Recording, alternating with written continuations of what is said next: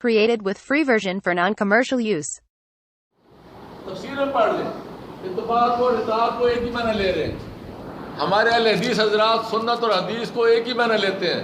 وہ تو وہ کہتے ہیں گولی مار دو اس کو جو اس کو الگ الگ سمجھے.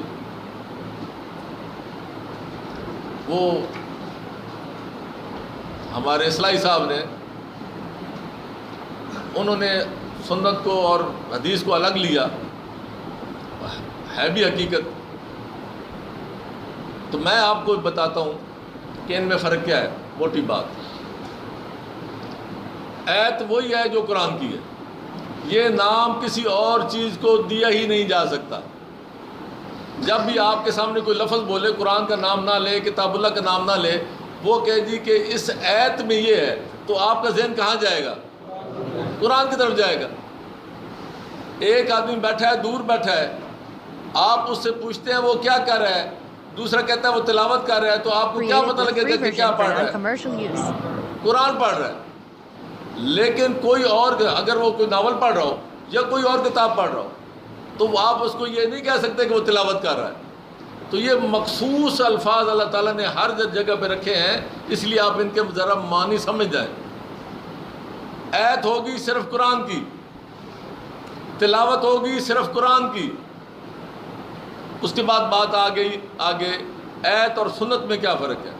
ہر ایت جو حکم لاتی ہے وہ ساتھ عمل مانگتی ہے. ہر ایت جو اللہ کا حکم لاتی ہے وہ ساتھ کیا مانگتی ہے؟ عمل مانگتی ہے. جو عمل ہے وہ سب سے پہلے کس نے کیا؟ نبی کریم نے سب سے پہلے کیا. اسی کو ہم سنت کہتے ہیں. تو وہ کہاں سے پھوٹا؟ ایت سے پھوٹا. اور ایت کہاں سے آئی؟ قرآن سے آئی. اب ذرا آپ کو تسلسل سمجھ آ رہی؟ قرآن سے ایت آئی، ایت سے کیا آئی؟ سنت آئی. اور سنت پر پہلا عمل کون ہے؟ نبی کریم صلی اللہ علیہ وسلم. اب اس کے بعد جب سنت آئی اس کے بعد ایک آتی ہے حدیث. حدیث آتی ہے کہ جو آپ بات کریں اور دوسرا سنیں، وہ حدیث ہے. اسی لیے اللہ تعالیٰ نے اس قرآن کا نام کیا رکھا ہے؟ احسن الحدیث. اس قرآن کا کیا نام ہے؟ احسن الحدیث. اللہ تعالیٰ پوچھتے ہیں فَبِأَيِّ حَدِيثٍ بَعْدَ اللَّهِ وَآيَاتِهِ يُؤْمِنُونَ. بھائی تم اللہ کی اس کتاب اور اللہ تعالیٰ کی آیات کے بعد اور کس حدیث کے پیچھے پڑے ہوئے ہو؟ کیا مصیبت پڑ گئی ہے تمہیں؟ یہ اللہ تعالیٰ نے پوچھا ہے ہم سے. اور اللہ تعالیٰ نے یہ کیوں پوچھا ہے کہ اس نے اس سے پہلے پوچھا ہے اولم یکفی منا انزلنا الیک الکتاب. کیا ان کے لیے کافی نہیں تھا کہ ہم نے یہ ان کے لیے کتاب نازل کی ہے؟ ہم کہتے ہیں کافی نہیں ہے. اور ہمارے سامنے میں نے ایک عالم صاحب سے باقاعدہ اسی درس میں پوچھا تھا. انہیں کہا تھا جی میں آپ کو بتاؤں گا اگلے اتوار وہ آئے تو انہوں نے کہا کہ جی کافی نہیں ہے، ورنہ ہاتھ دھونے پڑتے تھے باقی سے. تو وہ بیچارہ جو کوئی پڑھ کے آیا تھا 7-8 سال جو لگایا وہ کہاں جاتا؟ اللہ پوچھتے ہیں جیسے یہ پوچھا ہے کہ کیا قرآن کافی نہیں ہے، اسی طرح اللہ تعالیٰ نے اپنے بارے میں پوچھا ہے ایسا الیس اللہ بکاف عبدہ. کیا اللہ اپنے بندوں کے لیے کافی نہیں ہے؟ اگر ہمارا اس پر ایمان ہوتا تو کوئی دربار آباد نہ ہوتا. تو میں بات کر رہا تھا حدیث وہ ہے جو بات کی رسول اکرم نے اپنی زندگی میں جو بات کی وہ کیا تھی؟ وہ حدیث تھی. جو لوگ اس کے سننے والے تھے، اگر میں ہوتا تو میں بھی سنتا تو حدیث سنتا. جنہوں نے بھی سنی وہ کیا تھی؟ حدیث سنی. اب اس کے بعد اگلی بات ہے روایت. روایت کیا ہے؟ روایت یہ ہے کہ جو کوئی کسی حدیث کو آگے پہنچانے والا راوی اور وہ جو بات پہنچائے گا وہ روایت کہلائے گی. اب چونکہ بات منو ان نہیں پہنچ سکتی کبھی بھی، اور اس کو اہل حدیث بھی مانتے ہیں، دنیا ساری مانتی ہے. پتہ نہیں جھگڑا کہاں ہے؟ جھگڑا ایگو کا ہے. اسی لیے وہ بھی یہ کہتے ہیں جب بھی کوئی حدیث کے نام پہ، ایک تو نام غلط لیتے ہیں، حدیث ہے ہی نہیں، اب تو وہ روایت ہے. رسول اکرم کی کوئی حدیث ہے ہی نہیں، ہم نے کوئی ڈائریکٹ سنی نہیں. جو بھی پڑھی ہم نے پڑھی ہیں، ہم نے وہ پڑھی ہیں جو لوگوں نے آگے روایت کی ہیں، ان فلاں ان فلاں ان فلاں. روایت در روایت در روایت در روایت 5 دفعہ آئی ہے، تو وہ ہم نے روایتیں پڑھی ہیں، چھانٹیاں ہوئی ہیں تو روایات کی ہوئی ہیں، حدیثوں کی چھانٹی کوئی نہیں ہوئی. ضرورت نہیں کسی کی کہ رسول اکرم بات کر رہے ہو اور آگے سے بندہ کہتے ہیں کہ اپنی بات کو ذرا آپ چھانٹی کریں. حدیث تو رسول کی زندگی میں ہی ختم ہو گئی. اب اس کے بعد جو آگے چلی ہے وہ روایت چلی ہے. تو کہتے تو من یا نہ من تیری مرضی سے جن. حقیقت یہ ہے، میں نے یہی سوال وہاں پوچھا، میں نے پوچھا روایت کس کو کہتے ہیں؟ ان کا جو راوی بیان کرے. میں کہ کوئی ایسی بات ہے جو راوی نے بیان نہ کی ہو، پھر حدیث کہاں رہے گی؟ ساری روایات ہیں. اب ساری جو روایات ہیں اس کے بارے میں تمام متفق علیہ ہیں، جو اس کو فرض مانتے ہیں، جو نہیں مانتے، وہ جو بھی پڑھتے ہیں آخر میں کہتے ہیں او کما قال رسول اللہ صلی اللہ علیہ وسلم. یہ جو ہم بات کر رہے ہیں یا یہ ہے یا جو رسول اکرم نے کہا ہوگا. ہم اپنے ذمے وہ جھوٹ نہیں لیتے. او کما قال رسول اللہ، جو رسول اکرم نے کہا. پھر واللہ عالم. Created with free version for non-commercial use. اچھا اب ایک نقطہ سمجھیں. آپ آیت پڑھیں. یہ میں نے ایک عالم سے پوچھا، وہیں ان کی اللہ تعالیٰ کی مہربانی سے سمجھ آ گئی بات. لیکن کوئی سمجھنا چاہے تو فرق دیکھیں. حدیث پڑھیں گے، نام یہ حدیث نام لیتے ہیں، ہم تو روایت کہتے ہیں. پڑھیں گے تو کیا کہیں گے؟ او کما قال رسول اللہ. اگر آیت پڑھیں اور اگر یہ کہیں او کما قال اللہ، کہہ سکتے ہیں؟ جو کہے گا وہ کافر. ہم کہتے ہیں صدق اللہ، سچ کہا اللہ تعالیٰ نے. پھر بھی ظلم یہ کرتے ہیں کہ جب بھی ہم وہ سیاست پہ بات کرتے ہیں کہتے ہیں قرآن کیسے آ گیا؟ لا حول ولا قوت. قرآن کے بارے میں انگلی اٹھانا اپنے دفاع کے لیے کفر ہے. اپنی بات کرو اپنی کتاب کی ڈائریکٹ. قرآن کو مت لاؤ اس میں، جو متفق علیہ بات ہے جس میں ہم تم سب راضی ہیں اس بات پہ، اس کو مانتے ہیں. ہم کبھی بھی یہ نہیں کہتے او کما قال اللہ کہ جو رسول اللہ نے کہا یا یہ ہے یا وہ ہے. ہم کہتے ہیں حرف بحرف صدق اللہ ہو. صدق اللہ، اللہ تعالیٰ نے جو بات کی ہے وہ بالکل سچ ہے. ایک ایک حرف سچ ہے، ایک ایک نقطہ سچ ہے. وہاں ہمیں خود یقین نہیں ہے، ہم کہتے ہیں او کما قال رسول اللہ. تو فرق تو دیکھو پہلے. اب اس کے بعد اگلی بات آتی ہے اطاعت اور اتباع کی. اطاعت یہ ہے کہ میں نے کئی دفعہ آپ سے عرض کی کہ میں آپ سے ایک بات کرتا ہوں کہ یہ کرو، آپ کہتے ہیں ٹھیک ہے جی کرتے ہیں، آپ نے اطاعت کی. میں آپ سے کہتا ہوں کہ جناب یہ مجھے پانی لا دو، ایک آدمی پانی مجھے لا کے دیتا ہے، اس نے اطاعت کی. ایک ہوتی ہے اتباع. یہ رسول اکرم کی زندگی میں بھی تھی اور آج بھی ہے. آج رسول اکرم نے مجھے کوئی ایسا حکم نہیں دیا، کیونکہ میں ان کے زمانے میں نہیں ہوں، نہ وہ میرے زمانے میں ہے، جس میں اطاعت کا سوال اٹھے یا کوئی مجھے یہ کہے کہ تم نے رسول کی بات نہیں مانی. ضرورت نہیں ہے کسی کی مجھے کہے کہ میں نے رسول کی بات نہیں مانی جب میرے سامنے بات ہوئی نہیں. وہ روایت بیان کر کے مجھے بلیک میل کرے اور خود کہہ رہا ہے کہ او کما قال، اور بلیک میل مجھے کر رہا ہے کہ تم نہیں مانتے.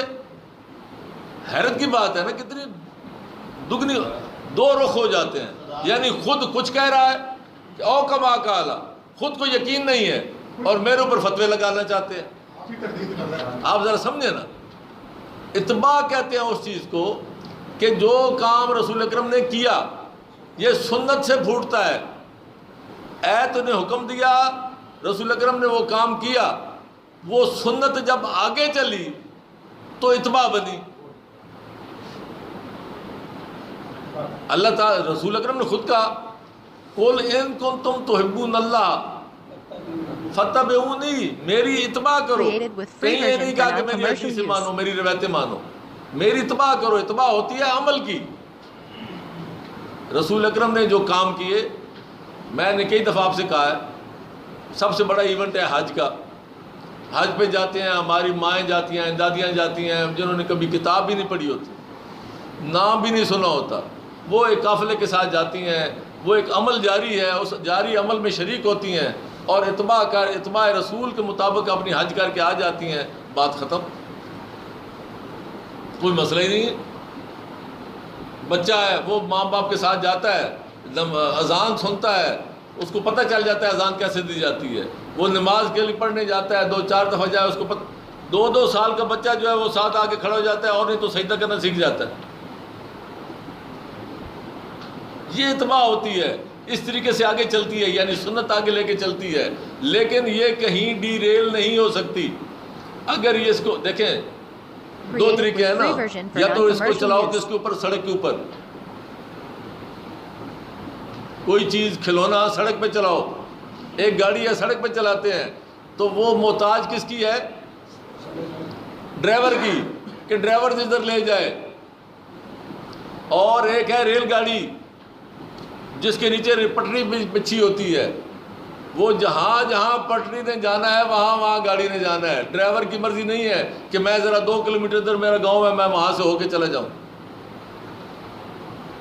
سڑک والا کر سکتا ہے, ریل گاڑی والا نہیں کر سکتا, کیوں کہ وہ پابند ہے نیچے پٹری کا. تو جب تک سنت پابند رہے گی قرآن کی, جب تک سنت پابند رہے گی قرآن کی, کوئی اس کو چلانے والا اپنے ادھر ادھر گھر بار نہیں لے جا سکتا, وہ سیدھی چلے گی. لیکن ہمیں مل گئے ہیں سیاستہ کی شکل میں ڈرائیور. کسی نے کہا کہ وہ یہ بھی کرو, کسی نے کہا وہ بھی کرو, کسی نے کہا اذان. اب دیکھیں ہر کوئی اپنی مرضی کر رہا ہے. اب یہ بریلوی حضرات وہ کہتے ہیں کہ ہم پہلے بھی درود پڑھیں گے, بعد میں بھی پڑھیں گے تو اذان میں, تو ٹھیک ہے جی. ان سے کہو بھائی یہ تم نے اذان میں یہ درود کہاں سے ڈال دیا؟ کہتا ہے جی اس میں مجھے ہمیں بتائیں غلط کیا ہے, کیا درود پڑھنا گناہ ہے؟ غلط کیا آپ نے؟ یہی کہتے ہیں. میں انہیں کہتا ہوں بھائی بات یہ ہے کہ اشہد اللہ الہ الا اللہ یہ آپ 6 دفعہ کہو, ثواب کماؤ. کیوں نہیں کہتے 6 دفعہ؟ وہاں پٹری کے پابند ہے. یہاں ایک ڈرائیور مل گیا, کوئی ان کا حضرت صاحب کوئی آ گیا, انہوں نے کہہ دیا کہ یہ بھی پڑھو ثواب ہے جی. تو ڈرائیور کو جب تک نہیں چھوڑو گے اور پٹری پہ جب تک نہیں رہو گے تو آپ کے سارے مسئلے حل ہو جائیں گے. ڈرائیوروں کو چھوڑ دو, قرآن کی پٹری کو پکڑ لو اور سنت رسول کو اپنا لو. تو میں نے آپ کو ساری اصطلاحیں جو بتائی ہیں وہ ساری کی ساری میں نے موٹی موٹی بتائی ہیں, زیادہ ڈیٹیل نہیں دی. آگے چلتے ہیں. الذین جعلوا القرآن عضین, یہ وہ لوگ ہیں جنہوں نے قرآن کو عضو معطل بنا کے رکھ چھوڑا. فَوَرَبِّكَ لَنَسْأَلَنَّهُمْ أَجْمَعِينَ, تیرے رب کی قسم یہ کوئی جرم چھوڑنے والا نہیں ہے, یہ کوئی معمولی جرم نہیں ہے. میں ان سب سے پوچھوں گا جتنے بھی لوگ ہیں. یہ نہیں ہے کہ اوپر والے کو پکڑوں, جو نیچے والے آخر تک جو ہیں جن کو پتہ ہے کہ قرآن کیا ہے اور اس کے باوجود وہ اپنے آباء و اجداد کی وجہ سے قرآن کے ساتھ کھلواڑ کرتے ہیں, قرآن یہ تقسیم کرتے ہیں. اللہ تعالیٰ فرماتے ہیں میں سب سے پوچھوں گا, یہ کوئی معاف کرنے والی نہیں ہے, ایکسکیوز کوئی نہیں ہے اس میں. فرمایا اما کانو یا ملون, یہ اس بارے میں پوچھوں گا جو کوئی عمل کرتے ہیں. فَاسْدَعْ بِمَا تُؤْمَرُ, جو تمہیں حکم ہوا ہے تم اس کو اونچی آواز سے اعلانیہ پہنچا دو لوگوں کو. کوئی پیچھے ہم پڑھ کے آئے ہیں نا کہ لوگوں کا سامنا کرو خود اعتمادی کے ساتھ. جب قرآن آپ کے ہاتھ میں ہو تو خود اعتمادی کیوں نہ ہو, اور جب خود اعتمادی آ گئی, قرآن آ گیا تو فَاسْدَعْ بِمَا تُؤْمَرُ, اور تم لوگوں کو اللہ اعلان یہ بات پہنچاؤ آگے. وَأَعْرِضْ عَنِ الْمُشْرِكِينَ, اور شرک کرنے والوں سے علیحدہ رہو. شرک کرنے والے, جو شرک کرنے والے ہیں ان سے علیحدہ رہو. اللہ تعالیٰ نے قرآن کریم میں فرمایا نا سورہ یوسف میں, وَمَا يُؤْمِنُ بِاللَّهِ أَكْثَرُهُمْ وَهُمْ مُشْرِكُونَ. مومن ایمان والے بھی ایسے لوگ ہیں جو اللہ کو مانتے بھی ہیں اور ساتھ کیا کرتے ہیں, شرک بھی کرتے ہیں. یہ مت کوئی سمجھے کہ ہم نے کلمہ پڑھ لیا تو ہم پاس ہو گئے. میں ایک بریلوی صاحب کا, وہ جلالی صاحب ہیں کوئی, ان کی تقریر میں سن رہا تھا, مجھے یہ علاء الدین صاحب لے گئے. وہ کہتے ہیں کہ مسلمان جو چاہے, اگر چاہے بھی تو شرک کر ہی نہیں سکتا. یعنی لوگوں کو اتنا وہ انہوں نے تسلی دی ہے, اعتماد دیا ہے کہ وہ جو مرضی کرتے رہو, دربار بناؤ, بازار بناؤ, جا کے چڑھاوے چڑھاؤ, وہاں منتیں مانو, جو مرضی کرتے رہو, شرک ہے ہی نہیں. ہے نا کمال کی بات. اللہ تعالیٰ رسول اکرم سے کہہ رہا ہے کہ مشرک ہیں، ہو سکتے ہیں، ان سے الگ رہو. وہ کہتے ہیں ہے ہی نہیں، وہ گزر گئے جو تھے رسول اکرم کے دور میں. وہ کہتے ہیں ہاں ہم سنی ہیں، ایک گوشت ہے. انا کفینا کل مستہزئین. اب یہاں دیکھیں مستہزئین کس کو کہا گیا. یہ وہ لوگ جو قرآن کے ساتھ یہ کھلواڑ کرتے ہیں، جو اپنے ایمان میں جو کیا کرتے ہیں، شرک ڈالتے ہیں، اسلام کا نام لے کے مسلمان کہلاتے ہوئے بھی شرکیہ اعمال کرتے ہیں، یہ مستہزئین ہیں. اللہ تعالیٰ نے فرمایا کہ ہم تمہیں ان سے بچائیں گے، یہ تمہارے قریب نہیں آنے پائیں گے. Created with یہ free کوئی version ایسی for بات نہیں کہ دنیا non-commercial کی بات، use. دنیا کے علاوہ آخرت کا بھی یہی معاملہ ہے. یہ کون لوگ ہیں مستہزئین؟ اوپر میں نے بتایا نا، اوپر سے بات کلیئر ہو رہی ہے، لیکن چیلنج کرنے والے، جو اپنی بات کا دفاع کرنے والے، جن کے اندر کچھ کیڑا ہوتا ہے، وہ کچھ ویسے ہوتا ہے کہ نہیں جی نہیں، آپ نے تو خواہ خواہ ساتھ ملا دیا. تو اللہ تعالیٰ نے اگلی آیت میں مزید تشریح کر دی. اس کا نام ہے کتاب المبین. اگلی تشریح پڑھیں. یہ مستہزئین کون ہیں؟ اللہ تعالیٰ بتا رہے ہیں الذین، یہ وہ لوگ ہیں یجعلون مع اللہ الہا آخر. یہ وہ لوگ ہیں جو اللہ تعالیٰ کے ساتھ ساتھ دوسرے بااختیار ہستیاں بنا لیتے ہیں. یہ غوث اعظم بنا لیتے ہیں، مشکل کشا بنا لیتے ہیں، یہ ساتھ ساتھ اور بااختیار ہستیاں بنا لیتے ہیں. مستہزئین وہ ہیں. اس سے لوگ نے نکالا ہے توہین رسالت، اور سب سے بڑے دعوے دار ہی وہی ہیں. Created with free version for جن کا اللہ نام non-commercial لے use. رہا ہے وہی دعوے دار ہیں توہین رسالت کے. جلوس نکالنے والے بھی وہی ہیں. جنہوں نے یہ مستہزئین وہ لوگ ہیں. اللہ نے دیکھیں کتاب مبین جب اللہ نے کہا ہے تو آگے دیکھیں کیسے پالن کیا اس کا. اوپر سے بات کلیئر تھی کہ جو شرک کرتے ہیں، لیکن وہ پھر کہ جی نہیں ہم تو مشرک نہیں ہیں، ہم تو شرک کر ہی نہیں سکتے. تو اللہ نے فرمایا الذین یجعلون مع اللہ. لفظ دیکھیں کیا استعمال کیا، مع اللہ ہے. اللہ کو تو مانتے ہیں، اللہ کو مانتے ہیں، لیکن اس کے ساتھ ساتھ اور بھی بااختیار ہستیاں بنا لیں. اور وہ کیا ہیں؟ کوئی مشکل کشا کی شکل میں، کوئی غوث اعظم کی شکل میں، کوئی کسی حوالے سے، ان کے سب کچھ. فسوف یعلمون. ان قریب ان کو پتہ چلے گا، ان قریب. یہ ایسے نہیں چھوڑ نہیں دی جائیں گے بس ٹھیک ہے جی کوئی بات نہیں جی بچے ہیں جی. ان Created قریب with ان کو free معلوم version ہو for جائے. non-commercial use. وَلَقَدْ نَعْلَمُ أَنَّكَ يَضِيقُ صَدْرُكَ بِمَا يَقُولُونَ. آئے آئے کمال کی بات. توحید رسالت تو یہ کر ہے، جو اللہ کے ساتھ دوسری بااختیار ہستیاں اکٹھی کر لیتے ہیں، بنا لیتے ہیں، اختیار کر لیتے ہیں، ان کو پکارنا شروع کر دیتے ہیں اللہ کے ساتھ ساتھ. یہ کس چیز کی نفی ہے؟ ایاک نعبد و ایاک نستعین کی نفی ہے. تو اللہ کا میں نے کہا تھا کہ یہ میثاق ہے رب کا، جو نبی کریم کے ذریعے ہمارا کروایا گیا رب کے ساتھ.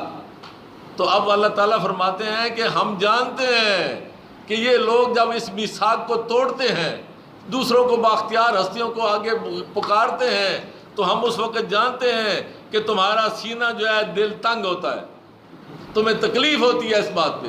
تو توہین رسالت تو یہ ہے، یہ توہین رسالت ہے کہ جو رسالت ہے، جو پیغام ہے، ہم نے اس کی توہین کر دی. ایاک نعبد و ایاک نستعین کو چھوڑ کے ہم نے اللہ تعالیٰ کے ساتھ مع اللہ الہا آخر اور ساتھ اکٹھے کر لیے. اللہ تعالیٰ فرماتے ہیں کہ ہم جو یہ بما یقولون، جو یہ نعرے لگاتے ہیں، جو یہ بولتے ہیں، جو یہ کہتے ہیں لوگوں کو اللہ تعالیٰ کے ساتھ باقی بااختیار ہستیاں بنا کے، تو آپ کو سینہ تنگ ہوتا ہے کہ میں نے ان کو کیا دیا اور یہ کیا کرتے ہیں.